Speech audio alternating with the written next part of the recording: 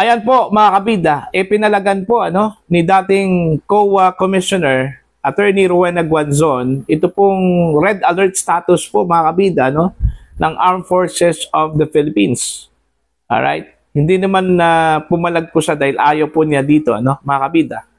Ang sa kanya lang po, kung nagkaroon po ng red alert status po ang Armed Forces of the Philippines dito ho sa lumalakas po na protesta mula sa ating mga kababayan po mga kabida, laban ho dito sa korupsyon sa gobyerno, sana nag-red alert status din ito pong Armed Forces of the Philippines, itong mga kasundaluhan po natin dito ho sa pagnanakaw po mga kabida ng mga opisyal po ng gobyerno sa pera po ng tao-bayan.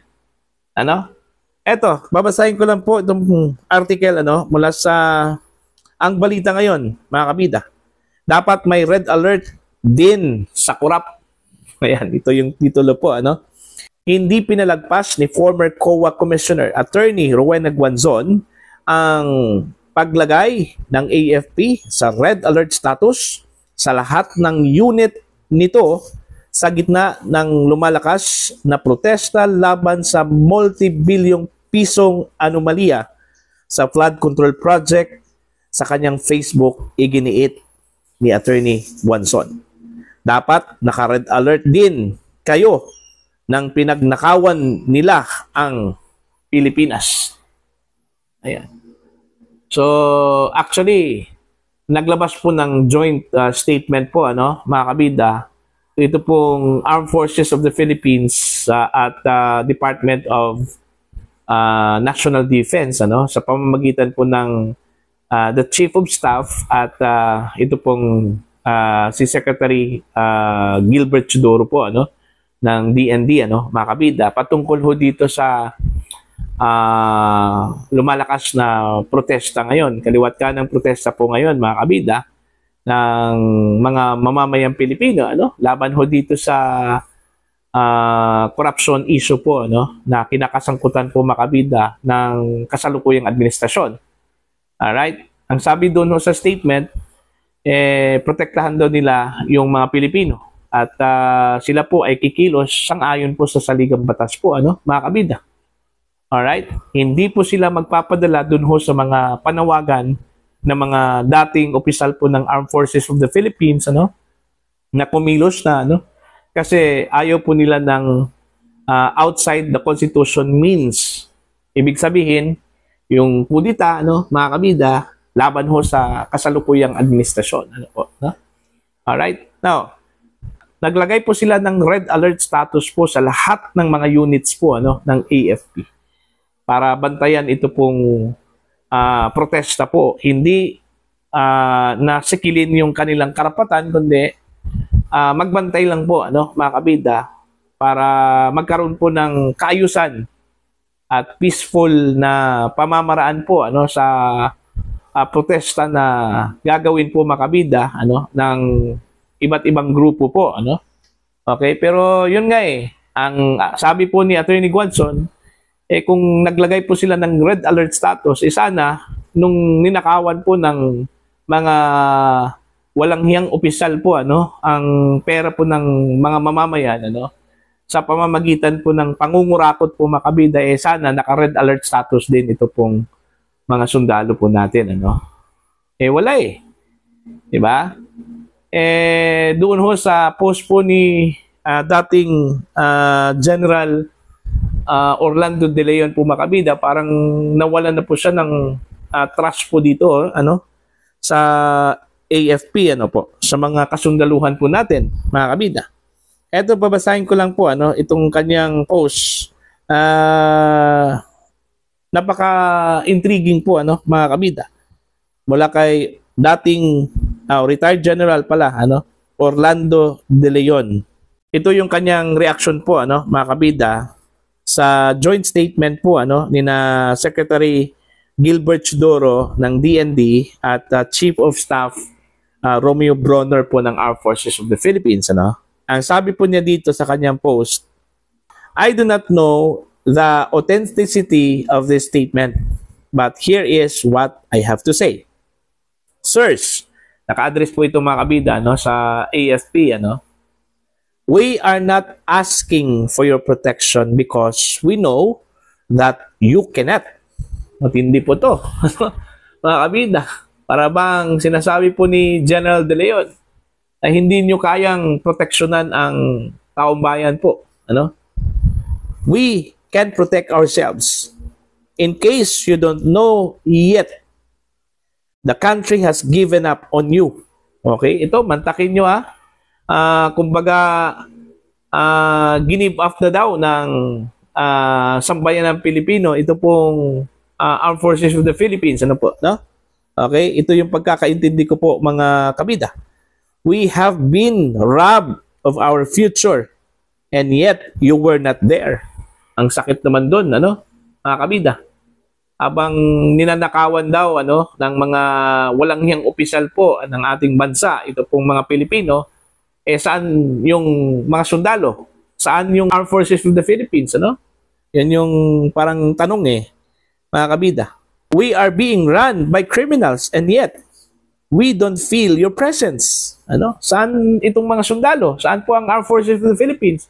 Habang pinapatakbo po mga kabida ang Pilipinas ng mga kriminal, ano? Okay? Grabe naman po. Ang tindi po ng statement na ito, ano, mga kabida. What it is to us to call for your protection? No, we don't. Your statement doesn't make any difference. We, the Filipino people, have lost everything. We have nothing to lose anymore. You have never been present in our lives. You allowed a criminal syndicate to run our lives. Why would you even be significant to us? You lost our trust. Go. Save your president. He is not ours. Antindi po, ano? Ito pong kanya pong statement po, ano, mga kabida, ni General De Leon po, ano po, no? Para bang sinasabi po niya dito, wala akong tiwala sa inyo. Hindi po ninyo kayang proteksyonan po ang taong bayan, ano, mga kabida. Kaya nga hindi po nila hinihingi ang protection po ng mga sundalo, ano, mga kabida, ng Armed Forces of the Philippines. Alright? Antindi po talaga, no? Yung kanyang mensahe po dito, parang nakikita ko po, ano, nararamdaman ko po mga kabida, yung galit po, ano, ni General Orlando De Leon sa mga nangyayari po ngayon sa ating bansa at ito pong reaction po ng mga kasundaluhan po natin, ano, ng Armed Forces of the Philippines na parang wala lang po sa kanila, no, mga kabida, kahit na po lantaran na po yung mga pagnanakaw po, ano, sa pera po ng taong bayan. Okay, mga kabida. Okay, now titingnan po natin, ano, ito pong napaka-crucial po na mga araw simula ngayon at sa mga darating pang mga araw po mga kabida, no? Kasi meron pong rally na nangyari po last Saturday, ano, September 13 na taon po ito, ano, sa kaarawan po ni Pangulong Ferdinand Bongbong Marcos po mga kabida. Although kunti lang po yung rally na yon, ano, dumalo po dun sa rally na yon po mga kabida. Pero ang ina-anticipate natin, ito pong magaganap na rally ngayong September 21, ano, mga kabida. Okay, itinaon po ito, ano, sa anniversary po ng martial law. Okay, dito sa Pilipinas, nung panahon po ng ama po mga kabida ni Pangulong Bongbong Marcos. Alright? Now, kasi po, ito ay inoorganisa po ito mga kabida para sa lahat. Kasi itong rally na ito daw mga kabida, i-organize, ano, ng iba't ibang grupo po, ano, iba't ibang organisasyon. Kabilang na po dito, mga kabida, ito pong simbahan. Titingnan po natin kung ano po ang galaw po ng mga participants po, ano, ng rally na ito. Kasi nakita ko po sa pahayag po mga kabida sa online, ano, parang hindi po invited dito, ano, ito pong DDS. Yung mga taga-suporta po, ano, ni dating Pangulong Rodrigo Roa Duterte. So meaning, ito po ay exclusive lang para sa mga kakampings, mga taga-liberal, ano, mga kabida, academe. Okay, ayaw po nilang mahaluan dito, ano po, no? So, abangan po natin to, ano? Basta we're expecting na ito po ay peaceful rally po, ano, mga kabida. Alright? In support doon ho sa panawagang tapusin na po yung korupsyon, ano. Kung meron man pong investigasyon, mga kabida, sana meron na pong makulong na mga sangkot po, ano. Regardless kung ito po ay opisyal po ng gobyerno o di kaya mga politiko po, mga kabida, ano po, na? Kasi malinaw po sa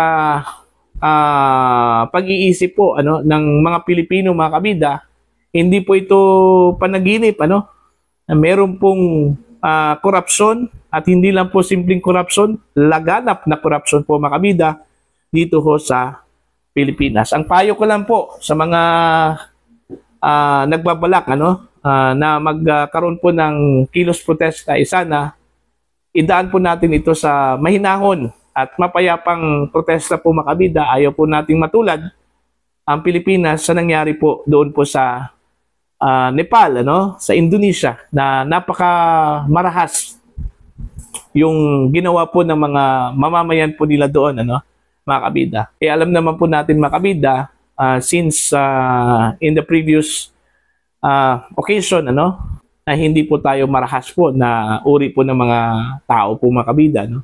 In fact, yung pinakaunang revolusyon po dito sa Pilipinas ay mapayapa po yon. At ito po ay recognized, mga kabida, sa buong mundo. Alright, sana kung meron man pong pagpapahayag po, mga kabida, ng damdamin at saloobin, ano, laban po sa gobyerno, gawin po natin to, ano, sa mapayapang paraan, ano, mga kabida, na guaranteed po, ano, diyan po sa provision po ng ating saligang batas. So para po sa inyo, ano po ang inyong pananaw at opinion ho dito? Please comment down. Sa mga hindi pa po subscriber sa aking channel, please subscribe. Just click the subscribe button, click the notification bell, click all para updated po kayong, mga kabida, sa aking mga uploads. Maraming salamat po sa inyo lahat.